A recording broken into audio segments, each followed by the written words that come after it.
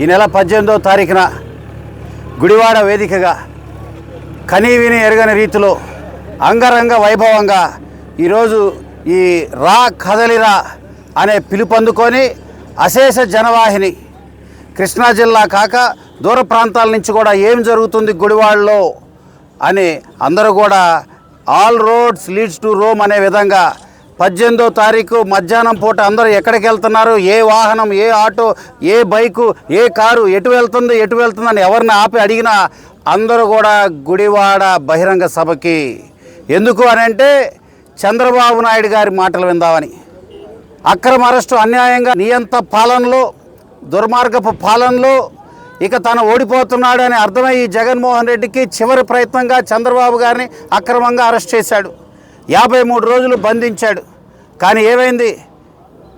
ప్రజల మీద ప్రేమ, ప్రజా అభిమానాన్ని మాత్రం చంద్రబాబు గారి మీద 1% కూడా తగ్గించలేకపోయాడు ఈ జగన్మోహన్ రెడ్డి. రెట్టింపు ఉత్సాహంతో ప్రజలందరూ కూడా సిద్ధంగా ఉన్నారు. చంద్రబాబు నాయుడు గారు వస్తేనే గాడి తప్పిన రాష్ట్రం గాడిలో పడుతుంది.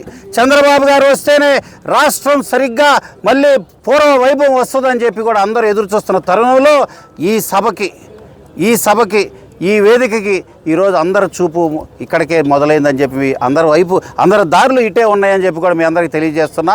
ఇప్పటికీ ఏర్పాట్లన్నీ కూడా చాలా శరవేగంగా జరుగుతున్నాయి. ఈ ఏర్పాట్లు పరిశీలన చేయడానికి రాష్ట్ర నాయకులు, మాజీ మంత్రివర్యులు, జిల్లా నాయకులు అందరూ వస్తున్నారు. అదేవిధంగా ఏదైతే సీతాదేవి లాంటి ప్రశాంతంగా ఉండే గుడివాడని కొడాలి రావణాసురుడు బంధించేశాడు. విముక్తుడిని చేయటానికి వెన్నెగళ్ల శ్రీరాముడు నాయకత్వంలో రావి వెంకటేశ్వర వారి యొక్క ఆశీస్సులతో ఖచ్చితంగా గుడివాడలో జెండా ఎగరవేయబోతున్నామని చెప్పి ఈ బహిరంగ సభ సాక్షిగా ప్రజలందరూ కూడా చూడబోతున్నారు. అది చూడటానికి 2 కళ్ళు చాలవు. ఈ బహిరంగ సభకి 1,00,000, 2,00,000 అని అంచనా వేస్తున్నారు. కానీ అంచనాలకి అందకుండా కూడా ప్రజావాహిని తరలి రాబోతుందని చెప్పి కూడా అందరికీ తెలియజేస్తున్నాను.